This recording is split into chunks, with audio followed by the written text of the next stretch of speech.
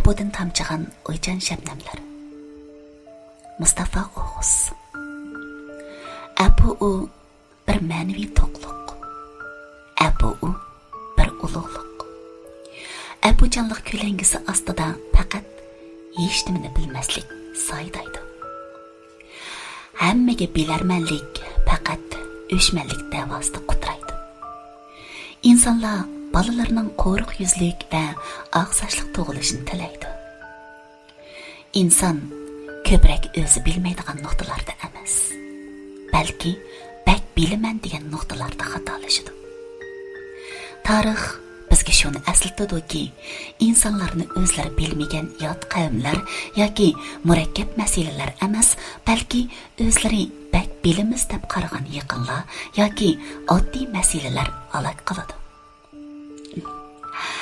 Darvaqa, Əpu biz bək bilimiz deb qaragan, amma ko'p xatolashadigan bir uqum. Birovga yo'l qo'yish Əpumu? Birovning xatoligini unutish Əpumu? Gunohkorning jazosini taqdirga yoki adolatga topshirish Əpumu?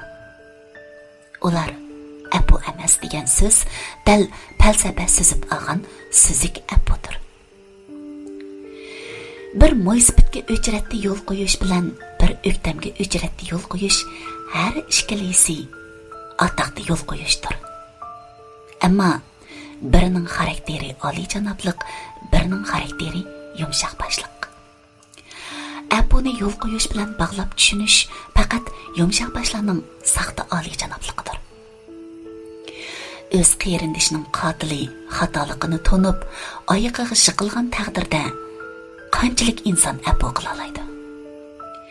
Uni Əpu qilish seni ulug' qilsa, uni Əpu qilmaslik ham seni ulug' qilaverdi. Əpuchanlikni ulug'lash taqdiravoni ostida g'urur va vijdon hamon quritlaydi. Men muhabbatni suyman. Nafratni ham muhabbat qadar suyman. Chunki muhabbat qalb olimimning sultonidir. Nafrat muhabbat sultonligining askaridir. Sultonlik azaldan o'zini qo'g'diy olmaydi. U faqat boshqalar tarafidan qo'g'dilishga muhtoj.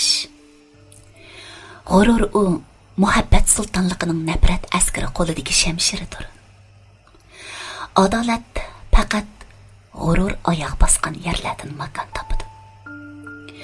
Əpu muhabbat sultonligining yorliq misolidir.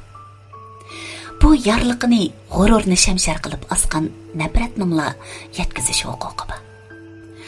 Əpu faqat tiriklarning davosi emas. Sen xatoligini to'nimay ketgan o'liklarni ham Əpu qila olaysan. Əpu faqat xatoligini unutish va takror org'a ilish emas. Sen tiriklarning xatoligini unutmagan holda ham ulardan ado-judo bo'lgan holda ularni Əpu qila olaysan. O'z o'rnini topa olgan Əpuchanlik bir buyuk xursandlik. O'z o'rnini topolmagan Əpuchanlik bir cho'ng dushmanlik.